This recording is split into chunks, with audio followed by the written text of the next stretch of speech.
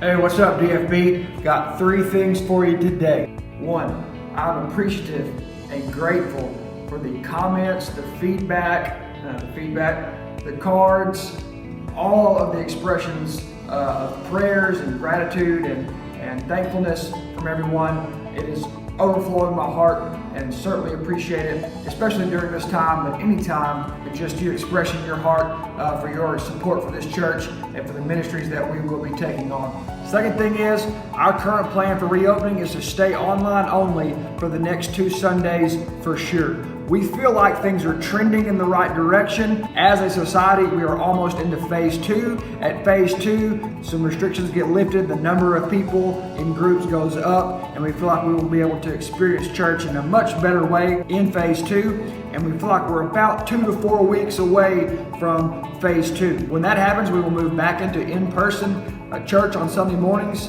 If that were to be pushed back for some type of resurgence, we will revisit that. But for the next 2 weeks, we will stay online only. And then very soon after that, within the next couple of weeks after that, we will be back in person in some form or fashion. So be looking for information coming about that very soon. But at this time, the deacon body and your pastor feel like it is most prudent for us to stay online only for the next 2 weeks and make sure that we are ready to open back up church in a way that is glorifying to God, safe for those in attendance, and a church service and experience that is excellent, because excellence is always our goal. The current guidelines are still so restrictive that we are convinced a good online service would be better at this time than just a so-so halfway in-person church experience. So 2 more weeks online, and then be looking for more information coming soon on that. The third thing is the follow-up devo from Sunday. So Sunday we talked about the importance of not speaking against each other as fellow believers, to not be overly or harshly critical, to not be a slanderer or a gossiper, and James points that out in James 4:11 and 12. Following that up with just a few more thoughts. You can call it whatever you want. You can say constructive criticism, you can say positive feedback. The fact of the matter is, when we're giving feedback, we want to do it from a heart that is genuinely concerned for the other person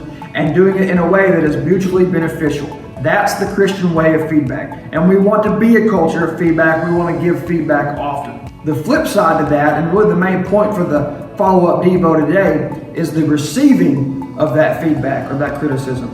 There's a few ways we want to receive that criticism or that feedback. 1, we know it's hard to give feedback properly. So when we're given feedback, we're receiving feedback, we want to receive it with grace. Give the person grace that is giving you the feedback. Just take them at their word. Give them the benefit of the doubt and assume that they care for you and they're giving you that feedback because they love you and they're concerned for you and want what's best for you. Also, fight the urge to defend yourself. Fight the urge to defend yourself. Fight the urge to defend yourself. Just listen to the feedback that's being given and see what truth is in there that you may need to apply to your life, regardless of how it's delivered. And lastly, Solomon addresses this just a little bit in Ecclesiastes chapter 7, verse 21. He says, "Do not take to heart all things that people say, lest you hear your servant cursing you. Your heart knows that many times you yourself have cursed others."